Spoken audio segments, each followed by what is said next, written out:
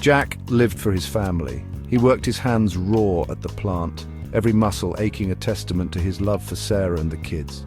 Their laughter was his reward, their happiness his sole ambition. He wasn't a complicated man, Jack. He believed in hard work, honesty, and the sanctity of family. The day started like any other. The factory floor hummed with the rhythm of machinery. Sweat stung Jack's eyes as he tightened bolts, the metallic tang filling his nostrils. He thought of Sarah's smile, the way their son kicked a soccer ball like a pro, and their daughter's infectious giggle. The drive home was a blur. Jack's mind raced with plans for the weekend. He pulled into the driveway, a sense of contentment washing over him, but something was wrong. The house was eerily quiet. He called out, his voice echoing in the stillness. "Sarah, kids, I'm home." No answer. A knot of dread twisted in his gut. He checked the rooms, each empty space, amplifying the growing terror in his heart. Then he saw it. An envelope on the kitchen counter, addressed to him in Sarah's familiar handwriting. His hands trembled as he tore it open. The words inside hit him like a physical blow. Sarah was gone. She wasn't coming back, and the children weren't his. A DNA test confirmed it.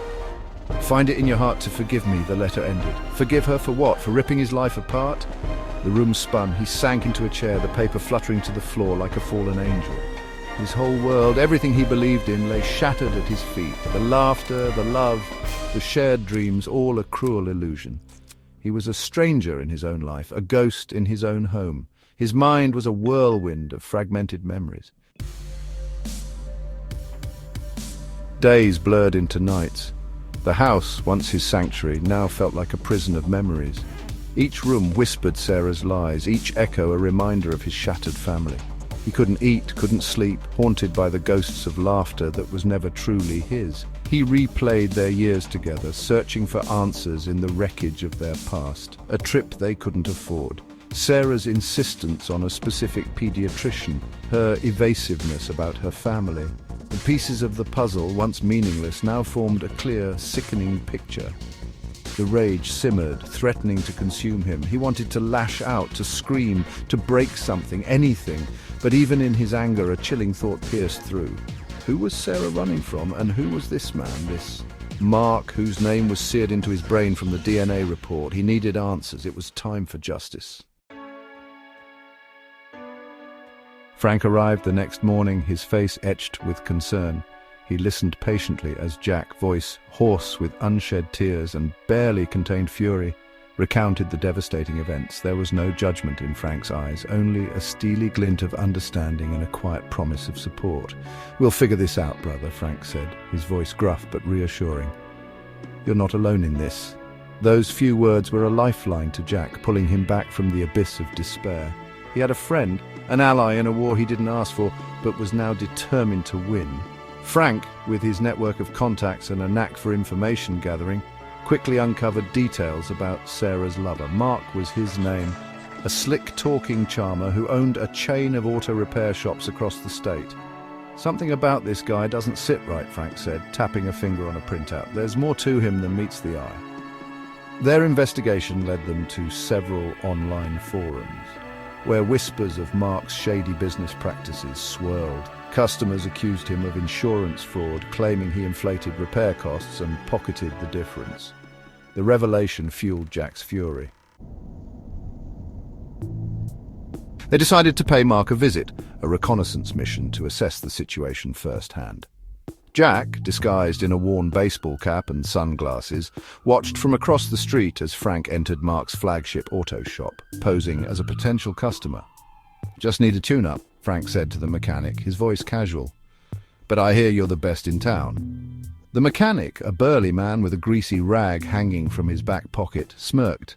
"That's what they all say. What's the problem?" As Frank kept the mechanic distracted with car talk, Jack's eyes scanned the premises. He noticed a locked door at the back of the shop, a faint smell of paint thinner emanating from beneath it. His gut told him something wasn't right.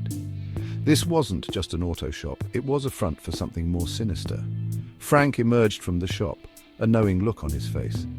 "They're running some kind of side hustle back there," he said, nodding towards the locked door. The next few days were a blur of planning and preparation. Jack, with Frank's help, gathered evidence of Mark's fraudulent activities. They contacted disgruntled customers, piecing together a damning trail of insurance scams and forged documents. Jack even managed to obtain security footage from a nearby store showing Mark and Sarah together, their faces etched with guilt and fear. But Jack's plan went beyond mere exposure. He wanted to hit Mark where it hurt most, his precious cars. He decided to resurrect his pride and joy, a vintage muscle car he had been restoring before his life had unraveled.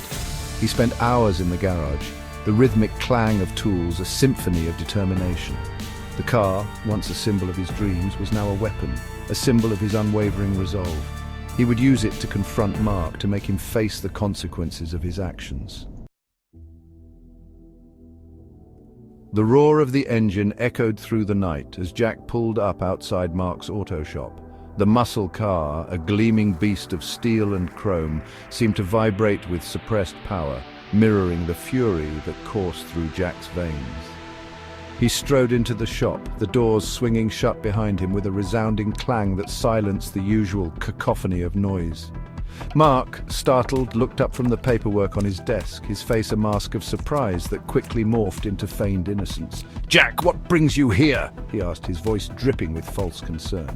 But Jack saw through the act, saw the flicker of fear in his eyes. "You know damn well why I'm here, Mark," Jack said, his voice low and dangerous. He threw the envelope containing the evidence onto the desk, the photos scattering across the surface like playing cards dealt by a vengeful hand. Mark's face paled as he recognized the incriminating images.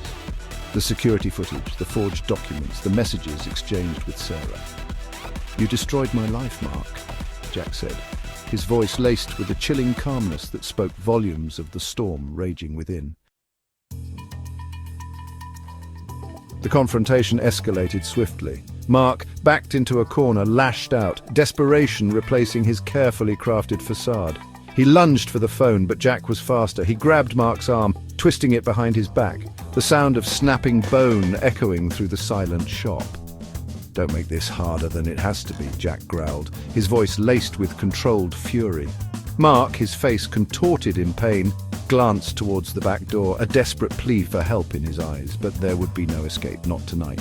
As if on cue, the door burst open, revealing a team of police officers, guns drawn. "Mark Peterson, you're under arrest for insurance fraud, grand theft auto and racketeering," a gruff voice announced. Mark's face drained of all color as the officers swarmed him, slapping handcuffs on his wrists and leading him away. He cast a venomous look at Jack as he was dragged past, but there was no satisfaction in it for Jack, only a weary sense of closure. The following weeks were a blur of legal proceedings and media frenzy. Sarah, apprehended at a motel on the outskirts of town, was charged with conspiracy and fraud. The truth, ugly and painful, was laid bare for all to see. In the aftermath of the trial, Jack found himself drawn back to his garage, seeking solace in the familiar scent of oil and grease. He looked at the muscle car, no longer a symbol of vengeance, but a reminder of his own resilience. He had faced his demons, fought for justice, and emerged from the fire, battered but not broken. The road ahead was uncertain, but he was ready to face it, 1 mile at a time. He had learned that life wasn't about clinging to the past or seeking revenge. It was about finding the strength to move on, to rebuild, to find hope in the face of adversity. He climbed into the driver's seat, the engine roaring to life like a slumbering giant. He pulled out of the driveway, leaving behind the ghosts of his past. The road stretched before him, a ribbon of asphalt leading towards an unknown horizon. He didn't have all the answers, but he had something just as valuable, the courage to keep going, to find his own path to redemption. And as he drove into the setting sun, a single thought echoed in his mind. This was not the end, it was just the beginning.